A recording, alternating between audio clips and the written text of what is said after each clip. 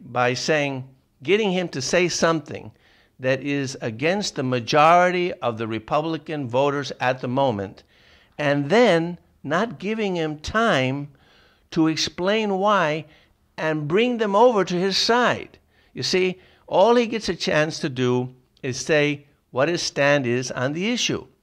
He cannot buttress the arguments and get into the merits of his position, so he's going to be very shy about saying what he really believes. Because if he says something that's against the majority, he's going to be out. Like when Bush said that he thought that when the immigrants come here, it was an act of love. They keep bringing that up because they know that that's red meat and that'll kill him in the election.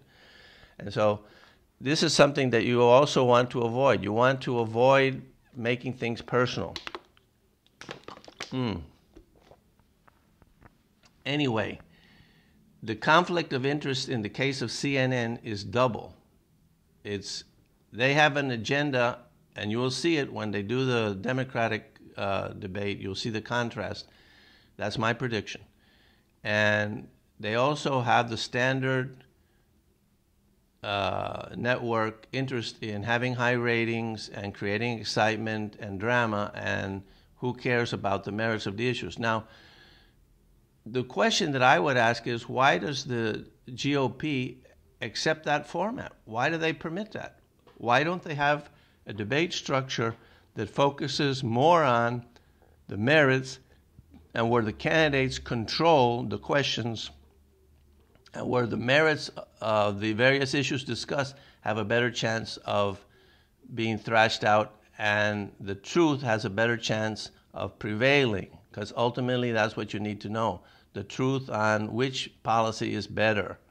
So some of the questions that were discussed where they were pitting each one against the other was whether they would tear up the Iran deal immediately as soon as they become president or not, or they would check out what the situation was before they tore it up. And Kasich was in favor of checking to see what the situation was, seems reasonable before you tear it up, instead of promising no matter what the situation is, I'm going to tear it up, like Ted Cruz advocated.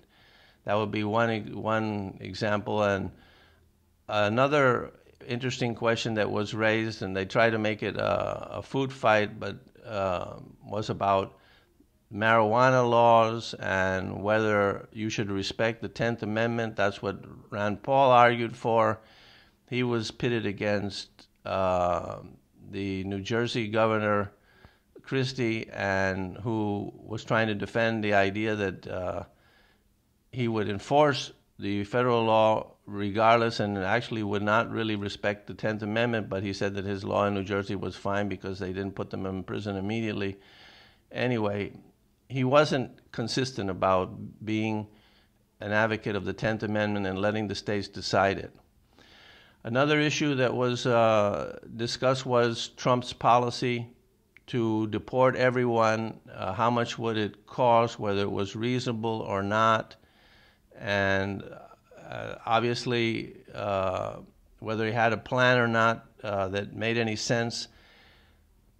As I think I mentioned before in my analysis of immigration, the worst part about this is Trump's reasoning, where he says we have to do it because it's the law. His plan is deport 11 million or 15, however million of peaceful, hardworking, illegal immigrants that came in illegally but have made a home in the United States, kick them out, and then railroad car them or bus them out, or if they're in Japan, get them on a plane and send them back to Japan or Asia, wherever they come from, and then do an expediting return.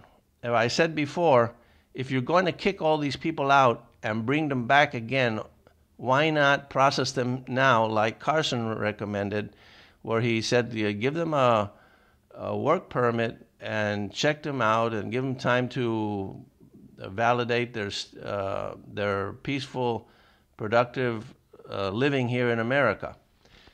Anyway, that was one of the interesting issues that was discussed. Let's see what else we got. Anchor babies on the immigration. I think that there's a reasonable argument can be made that the 14th Amendment does not apply to illegal aliens when they have children here in America. Certainly, I don't think it applies to people that purposely come to America, fly here to have the baby, and then go back just so that their baby can get citizenship. However, the settled law at the moment, as far as I can tell, is that they are citizens. And so if you wanted to change that, you would have to pass a law, and then you would have to have the Supreme Court